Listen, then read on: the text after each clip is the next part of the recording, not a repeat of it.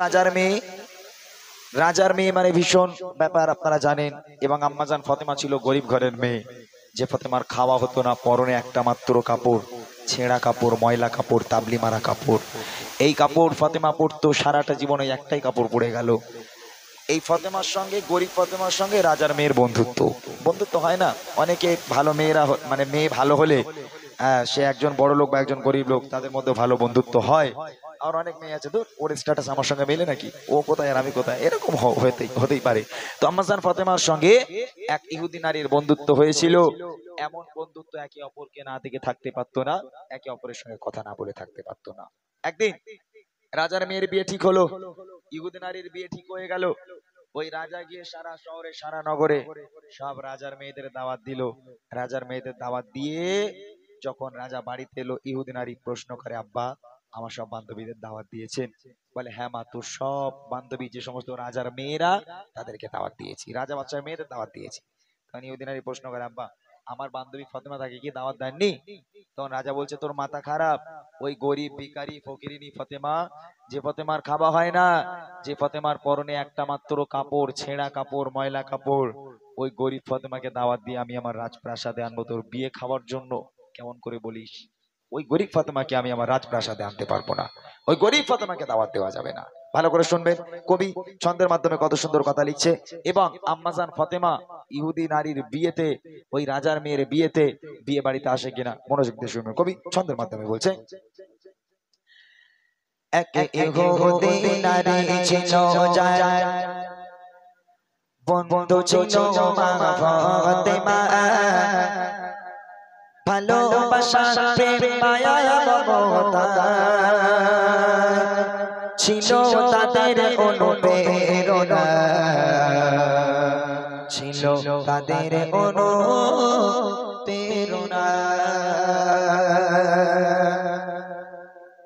এক ইহুদি নারী ছিল যার বন্ধু ছিল মা ফাতেমা, ভালোবাসা প্রেম মায়া মমতা ছিল তাদের অনুপ্রেরণা, ছিল তাদের অনুপ্রেরণা।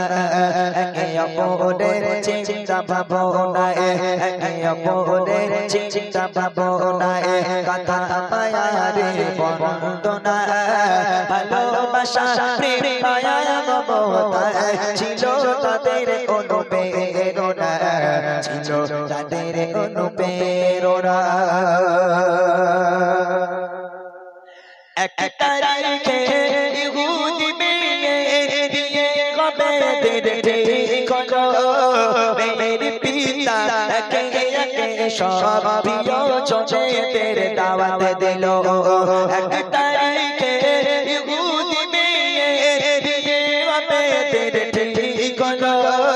মেয়ের পিতা একে একে সব প্রিয়জনেদের দাওয়াত দিল, ও জনেদের দাওয়াত দিল। মেয়ে বলে দাওয়াত দিয়ে এসো, মেয়ে বলে দাওয়াত দিয়ে এসো, আমার বান্ধবী ফাতেমা না এলে সে আমার বাড়ি, বিয়ে আমি করব না, বিয়ে আমি করব না।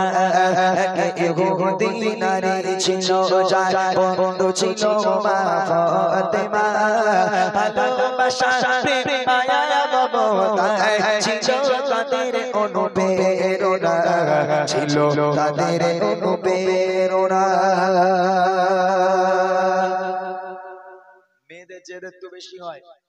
মেয়েরা যদি বলে, আব্বা কাল আমার ওটা লাগবে, তো এনে দিতেই হবে। যদি তুমি বাপ এনে না দিয়েছো, তাহলে বাড়ি পুরো মাথায় করে তুলে দেবে একদম। মেয়েদের জেদ এরকম হয়, তাই না? তো রাজা বলছে, তোর মাথা খারাপ, তুই রাজার বাড়িতে মানুষ মা, তুই একটাবার চিন্তা করে দেখ, তোর এই বিয়েতে আমার রাজপ্রাসাদে কত বড় বড় রাজা বাদশার মেয়েরা সব আসবে।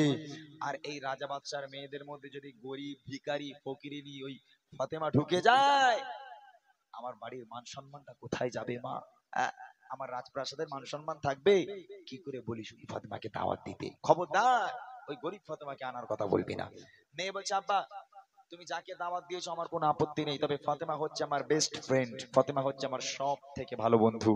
অর্থাৎ যদি আমার বান্ধবী ফাতেমা আমার বিয়েতে না আসে, এ বিয়ে আমি করবো না। তোমার কি করার আছে তুমি করো। মেয়ের কাছে বাপ পারে, বিয়ে আমি করবো না, তোমার কি করার আছে করো।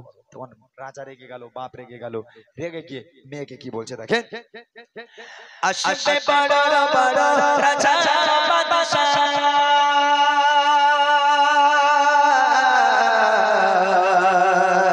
আসবে বড় বড় রাজা বাদশাহ, তোমার বিয়েতে আমার বাড়ি বলবে ফাতেমা ছেড়া যাবা, আছে কি তার কোনো নূতন শাড়ি, আছে কি তার কোনো নূতন শাড়ি, বাড়ির সম্মান হবে যে বদনাম, বাড়ির সম্মান হবে যে বদনাম, আসলে গরিব ওই ফাতেমা, শোনো বেটি তোমার প্রস্তাব, বেটি আমি পারবো না, বেটি আমি পারবো না।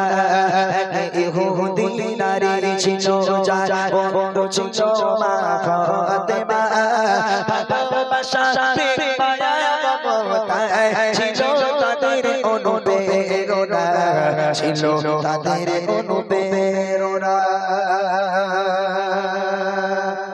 বাপ হেরে গেল, মেয়ে জিতে গেল, তখন বাপ নিরুপায়, বাপের কোনো উপায় নেই, মেয়ে বলছে আমি বিয়ে করবো না। বাপ তখন নিরুপায়, মেয়ে বাপ বলছে ঠিক আছে, ঠিক আছে মা, তোর প্রস্তাবে আমি কবুল করব, তোর বান্ধবী ফাতেমাকে আমি দাওয়াত দেবো, তবে আমার একটা শর্ত আছে। কি শর্ত আব্বা?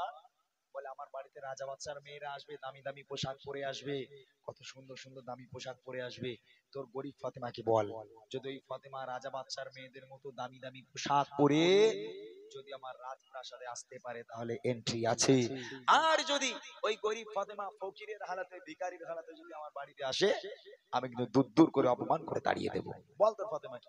তখন তো ফোন টোন ছিল না, ইহুদিনারি চিঠি লিখলো, চিঠি লিখে ফাতেমার কাছে পাঠালো, হে বাবু কালকে আমার বিয়ে, আমার আম্মা কোনো মতে রাজি হয় না, অনেক কষ্ট করে রাজি করিয়েছি, আমার বিয়েতে তোমাকে আসতে হবে, তুমি যদি আমার বিয়েতে না আসো এ বিয়ে আমি করবো না বাবু, তোমাকে আসতেই হবে। আম্মা জান ফাতেমা চিঠিটা পড়ার পর হাসতে হাসতে দাওয়াত কবুল করে নিল, যেহেতু দাওয়াত কবুল করা নবী পাকের সুন্নাত, ওই জন্য আম্মা জান ফাতেমা দাওয়াত কবুল করে নিল। ঠিক আছে বাবু, ফাতেমাকে যদি আল্লাহ পাক বাঁচিয়ে রাখে, আগামী কাল ফাতেমা তোমার বিয়েতে যাবে ইনশাআল্লাহ। যে ফাতেমার একটা কাপড়, দ্বিতীয় নম্বর কাপড় কেনার ক্ষমতা ছিল না ফাতেমার, দ্বিতীয় নম্বর যে কাপড় কিনবে এই ক্ষমতা ফাতেমার নেই, সেই ফাতেমা নাকি রাজার মেয়ের বিয়েতে যাবে। ফাতেমার মুখের কথা দিয়ে দিল যে বিয়েতে যাবে। এবার সকাল গিয়ে বিকাল এলো, বিকাল গিয়ে সন্ধ্যা এলো, যত রাত হয় গভীর রাতের বেলা আম্মা জান ফাতেমা সেজদায় পড়ে হাউ হাউ করে আল্লাহর কাছে কান্নাকাটি শুরু করেছে, আল্লাহ বান্ধবীকে কথা দিয়েছি, আল্লাহ তার বিয়েতে যাব, আল্লাহ নতুন পোশাক কোথায় পাবো, কোথায় পাবো নতুন পোশাক। আম্মা জান ফাতেমা সিজদায় পড়ে এত কান্না কেঁদেছে, ফাতেমার চোখের পানিতে ফাতেমার জামা মোবারক ভিজে, যায় নামাজের পানিটা পুরো ভিজে গেল। আমার আল্লাহ পাক ডাক দিয়ে বলে, এই জিবরিল তাড়াতাড়ি করে জান্নাতে যাও, নবীর মেয়ে ফাতেমা কাঁদছে, আমি আল্লাহ সহ্য করতে পারবো না, জান্নাতে যাও, একটা জান্নাতি প্যাকেজ তৈরি করো, একটা জান্নাতি দামি পোশাক নাও, আর একটা খুশবু নাও, নিয়ে ফওরান চলে যাও দুনিয়ার বুকে আমার নবীর কাছে, আমার নবীর হাতে দিয়ে বলো আল্লাহ পাক জান্নাত থেকে তার মেয়ে ফাতেমার জন্য উপহার করেছে। জিবরিল জান্নাতে গেল, একটা বড় প্যাকেজ তৈরি করা হলো, ওই প্যাকেজটা জিবরিল আমিন নবী পাকের হাতে এসে, ইয়া রাসূলুল্লাহ ইয়া হাবিবাল্লাহ, আল্লাহ পাক জান্নাত থেকে আপনার মেয়ে ফাতেমাকে উপহার করেছে, আপনি দিয়ে আসুন। ওই রাতের বেলা আমার নবী ফাতেমার বাড়ি এসে হাজির, দরজা টোকা দেয়, ফাতেমা দরজা খোলো, তোমার আব্বা এসেছি। আম্মা জান ফাতেমা দরজা খুললো, আল্লাহ রাসূল দেখছেন ফাতেমা এত কান্না কাঁদছে, জামা কাপড় সব ভিজে, আমার নবী কোনো কথা বললেন না, শুধু প্যাকেজটা ফাতেমার হাতে দিল, ফাতেমা এই প্যাকেজটা তোমার হাতে দিচ্ছি, তুমি তোমার ঘরে রাখো, আমি আব্বা কাল আসবো, কাল কথা হবে। এতটুকু কথা বলে নবী চলে গেল। আম্মা জান ফাতেমা প্যাকেজটা না দেখে ঘরের একটা কোণায় রেখে দিয়ে দরজা বন্ধ করে আবার পুনরায় সিজদায় পড়ে হাউ হাউ করে কান্না শুরু করেছে। তারপর দেখেন কি হয়, খোদারে মহিমা কেউ তো বোঝে না,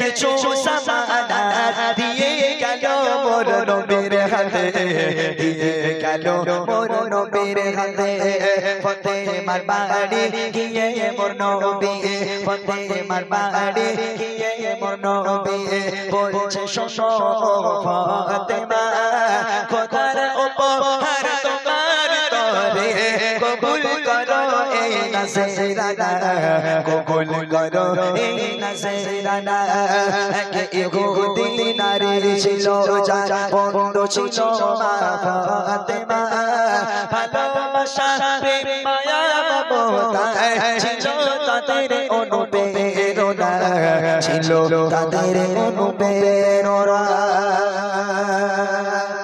সকাল হয়ে গেল এইবারে বিয়ে বাড়ি যাবার পালা নতুন পোশাক জোগাড় হয়নি ফাতেমা জানেই না এই প্যাকেজের মধ্যে কি আছে সকাল হয়ে গেছে ফাতেমা বাইরে এসে দেখে সূর্য উঠবো উঠবো ভাব এমন অবস্থায় ফাতেমা আরো টেনশনে পড়ে গেল আল্লাহ আল্লাহ কিছুক্ষণ পর বান্ধবীর বিয়েতে যাব আল্লাহ বান্ধবীকে কথা দিয়েছি ফাতেমার কথা কোনোদিন খিলাফ হবে না বান্ধবীকে কথা দিয়েছি আমি যাব আল্লাহ পোশাক তো নেই কি করে যাব আম্মাজান ফাতেমা আবার হাউ হাউ করে কান্না শুরু করেছে ফজরের ওয়াক্তে মানে সকালবেলা আমার নবী পাক আমার ফাতেমার বাড়ি এলো ফাতেমার বাড়ি এসে দরজা টোকা দেয় ফাতেমা আব্বা এসেছি দরজা খুললো আম্মাজান ফাতেমা ছলো ছলো নয়ন নিয়ে আল্লাহ রসুলের দিকে তাকিয়ে আছে আমার নবী পাক বুঝতে পারলো কোনো কথা বললো না শুধু এইটুখানি বললো ফাতেমা কাল রাতের বেলা যে প্যাকেজটা তোমার কাছে দিয়েছিলাম তুমি কি খুলে দেখেছো ওর মধ্যে কি আছে আম্মাজান ফাতেমা বলছে আব্বা আপনি তো খুলতে বলেননি আপনি বলেছেন ফাতেমা রেখে দাও আমি রেখে দিয়েছি আল্লাহ রসুল বলছে প্যাকেজটাকে নিয়ে এসো প্যাকেজটাকে নিয়ে আসা হলো রসুল বলছে ফাতেমা খুলে দেখো তো কি আছে আম্মাজান ফাতেমা জান্নাতি ওই প্যাকেজটাকে ছিনলো ছেঁড়ার পর দেখছি আল্লাহ পাক আল্লাহ তাআলা আরশে আজিম থেকে দুনিয়ার বুকে ফাতেমার জন্য পৃথিবীর বুকের সবচেয়ে দামি একটা পোশাক আর সবচেয়ে দামি একটা খুশবু একটা সেন্ট আল্লাহ পাক জান্নাত থেকে আম্মাজান ফাতেমাকে উপহার দিয়েছে একবার জোরে বলুন না সুবহানাল্লাহ সারাটা রাত কেঁদেছে ফাতেমা রাতের বেলায় যে ফাতেমার ঘরে পোশাক পৌঁছে গেল জান্নাত থেকে ফাতেমাও জানতে পারলো না সারাটা রাত যে কাঁদলো এইবার ফাতেমা পোশাকটা দেখার পর মুচকি হাসছে হেসে আব্বাকে বলছে আব্বা আমি আর বিলম্ব করব না তাড়াতাড়ি করে গোসল করে ফ্রেশ হয়ে জান্নাতি পোশাক পরে খুশবুটা লাগিয়ে আব্বার কাছে বিদায় নিতে হলো আব্বা আপনি আমাকে বিদায় দেন বান্ধবীর বিয়েতে যাব আর দেরি করব না নবী বলছে ফাতেমা যাচ্ছ যাও দুটো কথা খেয়াল রাখবে কি কথা কোন পর পুরুষ যেন তোমার চেহারা দেখতে না পায় যে সমস্ত নারীরা পর পুরুষের সঙ্গে ওঠা বসা চলাফেরা কথাবার্তা ওই সমস্ত নারীরাও যেন তোমার আশেপাশে না আসতে পারে যাও চলে যাও আব্বার কাছে থেকে বিদায় নিয়ে গুটি গুটি পায়ে ফাতেমা চলেছে কোথায় রাজপ্রাসাদের দিকে গন্তব্যে পৌঁছে গেল রাজপ্রাসাদে ফাতেমা পৌঁছে গেল যেই রাজপ্রাসাদের মেন গেটে ফাতেমা পাটা রেখেছে রাখার সাথে সাথে ফাতেমা রাজপ্রাসাদের দিকে তাকিয়ে দেখে সারি সারি লাইন দিয়ে বসে আছে সব রাজা বাদশার মেয়ে একটা সাধারণ মেয়ে সেখানে নেই যেই ফাতেমা রাজার বাড়িতে পা রাখলো রাজার মেয়েদের অবস্থা কি হচ্ছে দেখেন যখন ফাতেমা আশেপাশে পারে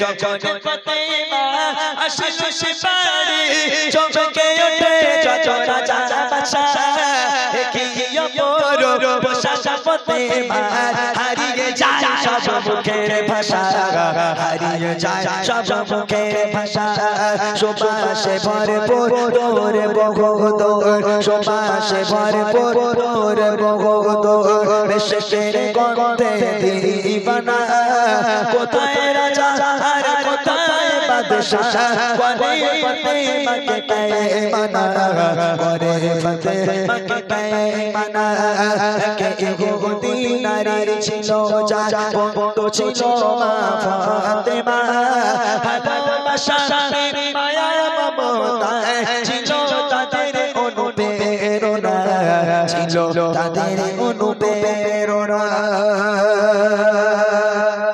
যেই ফাতেমা রাজার বাড়ি পাটা রেখেছে রাখার সাথে সাথে রাজার মেয়েরা সব উঠে দাঁড়িয়ে গেল সব রাজার মেয়েরা উঠে দাঁড়িয়ে পড়েছে ফাতেমাকে দেখে সব চোখগুলো রসগোল্লার মতো হয়ে গেল অবাক হয়ে গেল কেন তারা ভাবতে লাগলো যে কি ব্যাপার যে ফাতেমাকে আমরা ভিখারি বলি যে ফাতেমাকে গরিব বলি ফকির বলি ওই ফাতেমা যেমন একটা পোশাক পরে রাজার বাড়িতে গেছে রাজার মেয়েদের হুঁশ উড়ে গেল কেউ মানে ভাবতে পারছে না ফাতেমা পোশাক পেলো কোথায় ইহুদি নারী এলো মানে বান্ধবী এলো ফাতেমার হাতটা ধরে রাজার মেয়ের বিয়ে মানে বিশাল বড় বিয়ে বড় স্টেজ করা হয়েছে প্যান্ডেল করা হয়েছে ফাতেমার হাতটাকে ধরে স্টেজের উপর চলে গেল বড় সিংহাসন দেওয়া রয়েছে আম্মাজান ফাতেমাকে ওই সিংহাসনে বসিয়ে দেওয়া হলো মানে কোণের পাশে সিংহাসন দিয়ে বউয়ের পাশে সিংহাসন দিয়ে আম্মাজান ফাতেমাকে বসিয়ে দেওয়া হলো আল্লাহ পাক চাইলে কি না করতে পারে যে সমস্ত রাজার মেয়েরা ফাতেমাকে গরিব বলে ভিখারি বলে ফকির বলে ওই সমস্ত রাজার মেয়েরা নিচে আমার আল্লাহ গরিব ফাতেমাকে সবার উপরে সিংহাসনে বসিয়ে দিয়েছে। একটা ইহুদি নারী মানে একটা রাজার মেয়ে ফাতেমার গায়ে টাচ করে বসেছিল, কিছুক্ষণ পরে দেখছে ওর গায়ে থেকে এত সুন্দর একটা খুশবু বার হচ্ছে, পুরো পুরো বিয়ে বাড়িটা মাতোয়ারা হয়ে যায়। এখন ওই রাজার মেয়ে থাকতে না পেরে ফাতেমাকে বলছে, বুবু একটা কথা বলবো? বলে বলো। বলে আচ্ছা বুবু, তুমি যে পোশাকটা পরেছো আর তুমি যে খুশবুটা লাগিয়েছো, একটা বার বলো না বুবু, কোন বাজার থেকে কিনেছো? বলে কেন?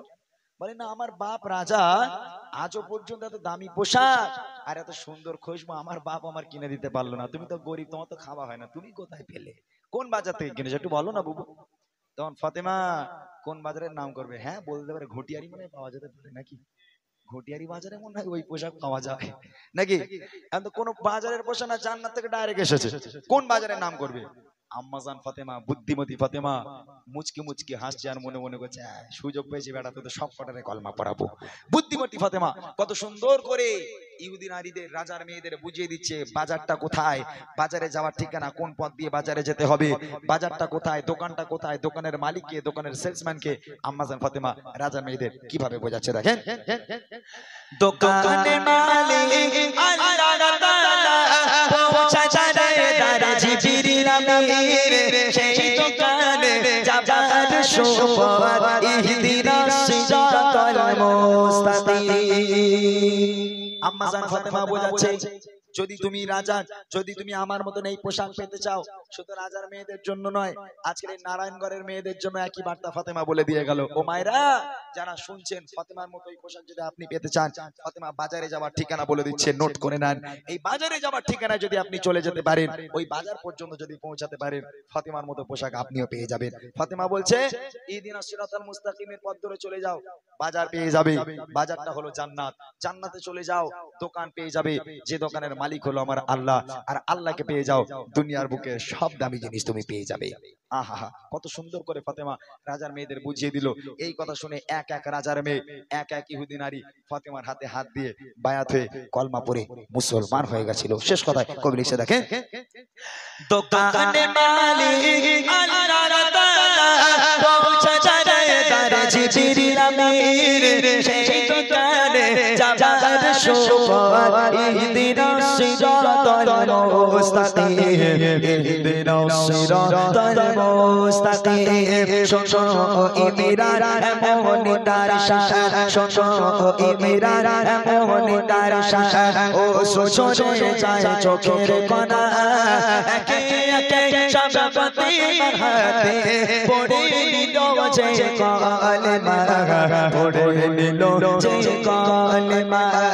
এক ইহুদি নারী ছিল যার বন্ধ ছিল মা ফাতেমা, ভালোবাসা মায়া মমতা ছিল তাদের অনুপ্রেরণা, ছিল তাদের অনুপ্রেরণা, ছিল তাদের অনুপ্রেরণা, ছিল তাদের অনুপ্রেরণা।